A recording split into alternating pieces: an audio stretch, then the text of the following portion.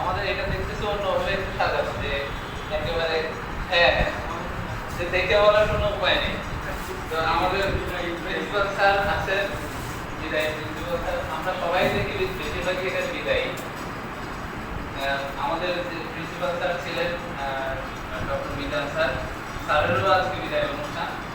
সেই দৃষ্টিকোণ থেকে আমরা মোটামুটি যা দেখতেছি বেশিরভাগই বিদায়ী। এই পাশে আছেন আমাদের আনিস স্যার আছেন, শফিক স্যার আছেন, তারপরে আরো বিপক্ষ যারা আছেন ম্যাডাম দেখতেছি অনেক ভাই যারা আমাদের এখানে আছেন। তো আমরা যারা গেছি বলা যায় যে নতুন করে আমার শিক্ষকতার হাতে পড়ে হয়েছিল এবং সে সময় আমাদের প্রিন্সিপাল স্যার, আমি জয়েন করছিলাম আইবলি স্যারের কাছে। তার পরবর্তীতে আমাদের কামরুজ্জামান স্যার আসছিলেন, স্যারের সাথে স্যার ছিলেন, স্যারও নাই। তো আমাদের আসলে সবারই পরিণতি এরকম নিয়মই তাই যে কোথায় আমরা ওই সময় যারা জয়েন করেছিলাম আমাদের সাথে ছিল আশিস স্যার, তারপরে জয়ন্ত স্যার, তারাও আমার সাথে আমার আগেই চলে গেছে। প্রথমে জয়ন্ত স্যার, তারপরে আশিস স্যারও পরবর্তীতে চলে গেল। তো আমরা যেখানে থাকি না কেন মাগুরার স্মৃতিটা আমার অসাধারণ ছিল। মাগুরাতে এসে মাগুরার সবগুলো অফিসের সাথে মোটামুটি আমাদের খুব ভালো আন্তরিক সম্পর্ক হয়ে গেছিল। মাগুরার সবচেয়ে ভালো ব্যাপারটা হচ্ছে মাগুরা ছোট জায়গা বলে এখানে সবার সাথে পরিচয় হয়ে যায় খুব অল্প দিনের ভিতরে। আমি খুলনাতে গেছি প্রায় 1 বছর হলো, কিন্তু এখানে মনে হয় না যে আমি এখনো 10% অফিসেও যাইতে পারছি, কারণ অনেকগুলো সব বিভাগীয় পর্যায়ের অফিস। এইখানে অন্যান্য অফিসের সাথে যে আন্তরিকতা এটা খুব দ্রুত গড়ে উঠছিল। আর আমাদের মাগুরার পিএসসির ভিতরে যে সৌহার্দ্যপূর্ণ সম্পর্ক এইটা আরো চমৎকার।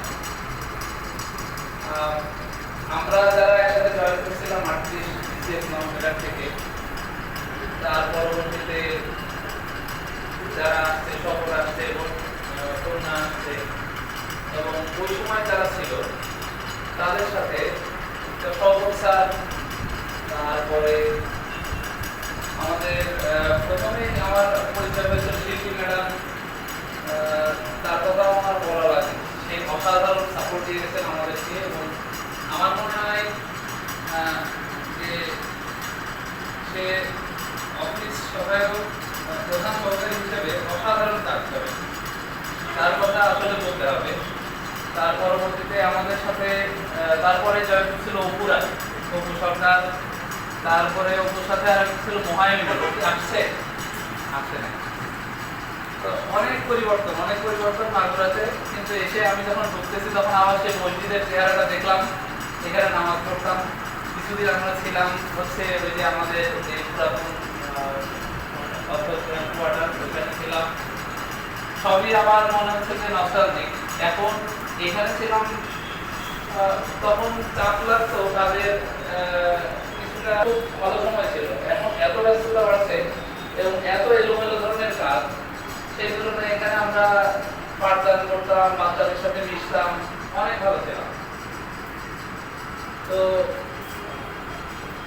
কাছে আমি বলতে চাই, আমার যদি আচরণে কোনো ধরনের ভুলভ্রান্তি হয়ে থাকে তো আপনারা নির্ভুলে ক্ষমা করবেন। আর যারা চলে গেছে অথবা যারা এখন আছেন, যারা আমার সাথে যা যা ঘটেছে আর কি, সবকিছুর জন্য আমি ক্ষমা প্রার্থনা করছি। যদি কিছু ভুল হয়ে থাকে আর যদি কিছু মেমোরেবল ঘটনা ঘটে থাকে সেটা মনে রাখবেন, কারণ মানুষ বেঁচে থাকে মেমোরিতে। আমার আরো অনেক বিচ্ছিন্ন অনেক ঘটনা মনে করতেছে, কিন্তু এখানে এসে এইভাবে করতে হবে এটা ভাবি নাই।